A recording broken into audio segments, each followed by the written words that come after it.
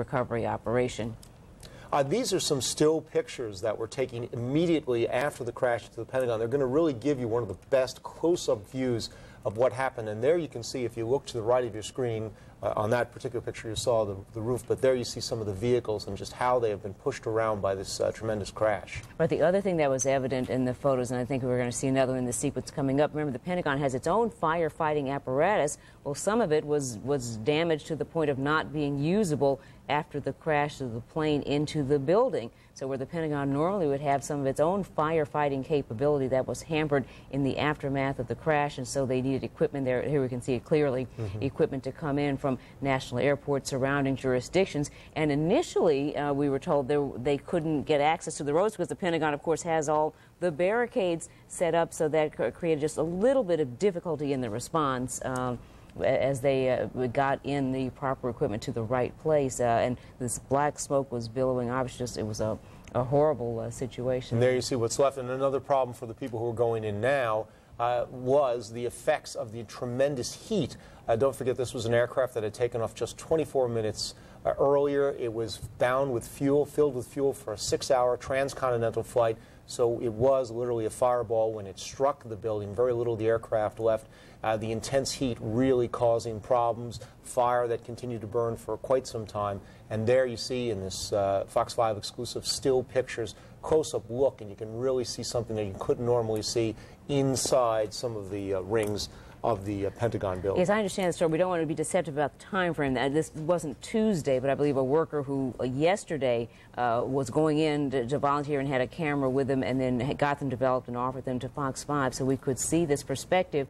You also got a sense there where you could see into these offices. That, again, the perspective that you see from the outside, even though you see the windows, it really is driven home when you see this perspective. Just think about it. The Pentagon is a big office building. Of the people who might have been in those offices working, we don't know. Perhaps they weren't there that day because of the renovation, but in this view, you just get a better sense of that these were offices there that could have contained many, many people. Absolutely. Right now, we do want to go back with the Pentagon Live, and our Holly Morris, who has a very special guest with us. Holly.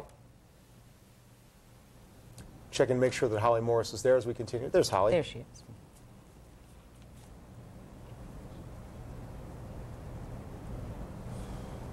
We're going to try to get back to Holly because she does have a guest, so we're just going to do it. If we just put those pictures up again, let us know when Holly's audio is good, as we can see that perspective again, because we're very fortunate to get these still photos showing the damage in the aftermath, because we hadn't seen some of this damage before, because it's from a vantage point that we did not have access to. So we do want to thank the person who developed and then let us see. But again, because you don't see the billowing smoke, the fire, that's why I do believe the timeline was that these were actually taken yesterday, when a construction worker came by and said he was offering to help and had a camera with him and took these pictures. So. And once again, as Lark pointed out, you're seeing a unique view, a uniquely horrible view in a sense that you're not supposed to see inside the building there, which were very personal people's offices right there. But that is the view that we're getting in these pictures. We are going to go back to the Pentagon, but this time we're going to go to our own Amanda Bergen. Amanda, what can you tell us? Well, Michael, I want to make a point about those pictures that you're seeing there. We were told those were taken Tuesday, soon after it happened, and you can see because some of them look a little, you don't see the tent city, as they're calling it, in those pictures. There are a couple pictures there where you see a lot of grassy area, and that's because the tents had not been set up yet. They had not been able to mobilize everything in here yet, and so I believe some of those pictures were actually taken Tuesday, soon after this occurred. That's what we were told when we checked in this morning. As to update you as to what's going on right now, we're sort of at an information standstill. Not a lot has happened. No new information has come in since we last talked to you, but we're watching some Army or National Guard crews come in here. They're continuing to work in the crash site. They're still looking for that black box.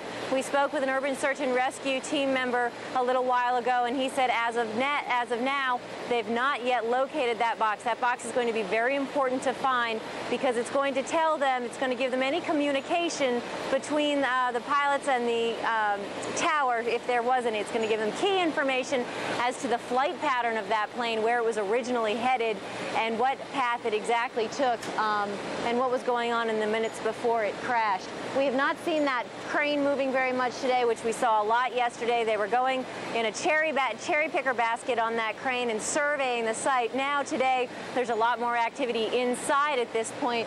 If you can zoom in, Carlos, you can see where the collapsed wall is. Why the reason we're not seeing a lot of activity here is because there's a lot of work around behind that wall.